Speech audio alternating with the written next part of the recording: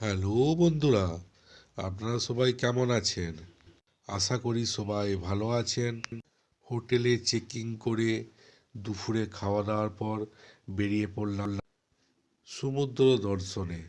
দীঘার মূল আকর্ষণ সমুদ্রের ধারে বেড়াতে বেড়াতে দেখে নিলাম এইখানে অনেক ভেন্ডার ছোটোখাটো জিনিস নিয়ে বসেছে। যখন আমরা গিয়েছিলাম সমুদ্রের ধারে জল অনেকটাই পেছনের দিকে ছিল। আপনারা দেখুন সেই ছবি। এটি হচ্ছে ওয়াচ টাওয়ার।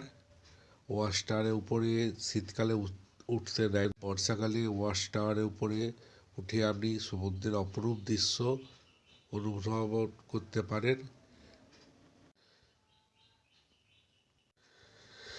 সমুদ্রের ধার বরাবর আমরা সমুদ্রে একটু নেমেছিলাম, কিন্তু জল অনেক পেছনের দিকে ছিল।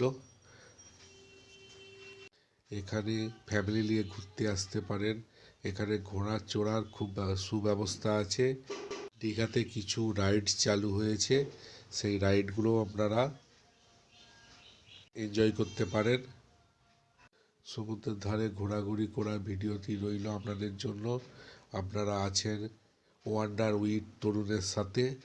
আশা করি ভিডিওটি আমাদের ভালো লাগছে। সমুদ্র থেকে উঠে সোজা চলে এসেছিলাম মেন রাস্তার দিকে। এখানে এসে জাহাজ বাড়ি, সামনের দিকে জাহাজ বাড়িটা খুব সুন্দর লাগছে। জাহাজ বাড়ির মধ্যে দুটো ক্যাফে, একটা রেস্টুরেন্ট আছে।